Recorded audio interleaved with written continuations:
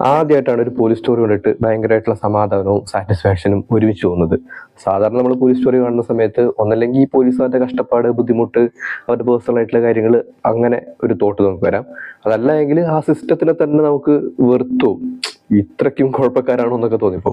പക്ഷെ ഇത് രണ്ടും അല്ലാതെ ഒരു പോലീസുകാരൻ വിചാരിച്ചു കഴിഞ്ഞാൽ ഒരു നിരപരാധിയായിട്ടുള്ള ഒരു സാധാരണ മനുഷ്യന് എങ്ങനെ അയാളുടെ പഴയ ലൈഫ് അല്ലെങ്കിൽ ഒരു പുതിയ ലൈഫ് എങ്ങനെ തിരിച്ചു പിടിക്കാമെന്ന് കാണിച്ചു തന്ന വളരെ ബ്യൂട്ടിഫുൾ ആയിട്ടുള്ള ഒരു പടമാണ്. തമിഴ് പടമാണ് സിറൈ, അതാണ് പടത്തിന്റെ പേര്. സുരേഷ് രാജകുമാരിയാണ് പടം ഡയറക്ട് ചെയ്തിട്ടുള്ളത്. കുഞ്ഞു പടം കേട്ടോ, 2 മണിക്കൂറേ ഉള്ളൂ പടം. തമിഴാണ് ഈ പടം എഴുതിയിരിക്കുന്നത്. റൈറ്ററിന്റെ പേര് തമിഴ് എന്നാണ്. ഫിലോമിൻ രാജാണ് ഈ പടം എഡിറ്റ് ചെയ്തിട്ടുള്ളത്. നല്ല വർക്കായിരുന്നു. കാരണം ഒരു ലിമിറ്റ് കഴിഞ്ഞ് പോയാൽ ഇത് വലിയ ഡ്രാമ പോലെ തോന്നിക്കാവുന്ന ഈ പടത്തിനെ കൃത്യമായി കട്ട് ചെയ്തിട്ട് ഒരു ത്രില്ലറാക്കി മാറ്റുന്നതിൽ എഡിറ്റർ നല്ല രീതിയിൽ പണിയെടുത്തിട്ടുണ്ട്. Wonderful work. ഈ സിനിമ സ്റ്റാർട്ട് ചെയ്യുന്നത് ഈ നമ്മളെ AR ക്യാമ്പിലെല്ലാം ഈ എസ്കോട്ട് പോകുന്ന പോലീസുകാരുണ്ടാവില്ലേ, അങ്ങനെ ഒരു പോലീസുകാരൻ്റെ കഥയാണ് ഈ പറയുന്നത്.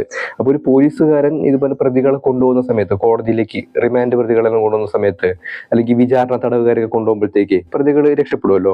അങ്ങനെ രക്ഷപ്പെടാൻ ശ്രമിച്ചു കഴിഞ്ഞാൽ എന്തായിരിക്കും പറ്റുക എന്നുള്ളത് ഈ പടത്തിന്റെ സ്റ്റാർട്ടിങ്ങിൽ കാണിച്ചു തരുന്നുണ്ട്. അവിടെ തട്ടിക്കളഞ്ഞാലും പോലീസുകാരൊരു 3 വർഷം ചിലപ്പോൾ ജയിലിൽ പോകേണ്ടി വരും. അല്ലെങ്കിൽ അവരുടെ ഈ ഡിപ്പാർട്ട്മെന്റലായിട്ടുള്ള നടപടികൾ ഇതാക്കേണ്ടി വരും എന്നുള്ളത് ഒഴിച്ചാല് വലിയ അയാളുടെ ജീവൻ പോകുന്ന രീതിയിലുള്ള വലിയ കോൺസിക്വൻസ് ഒന്നും അയാൾക്ക് ഫേസ് ചെയ്യേണ്ടി വരില്ല. കൂടിപ്പോയൊരു 3 വർഷം അയാൾ ക്യാമ്പിൽ നിൽക്കുന്നത് അതുപോലെ തന്നെയുള്ളൂ. ഇത് ഈ പടത്തിന്റെ സ്റ്റാർട്ടിങ്ങിൽ തന്നെ കാണിച്ചു തരുന്നുണ്ട്.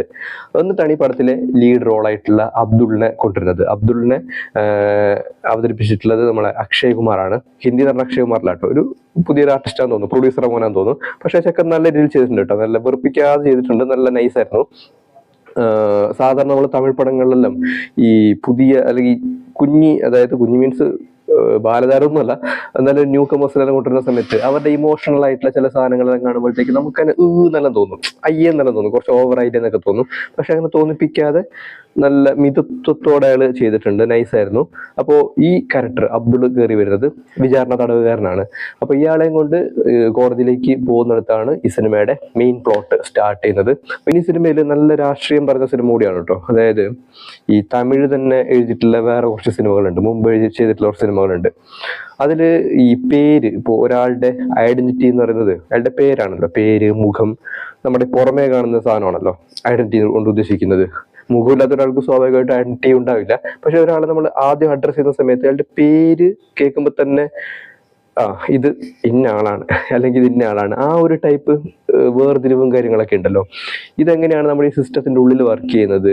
ഇപ്പോൾ ഇന്ത്യയിൽ തന്നെ വിചാരണ തടവുകാരായിട്ട് ഏറ്റവും കൂടുതലുള്ളത് ആരാണെന്നൊക്കെ നോക്കിക്കഴിഞ്ഞാല്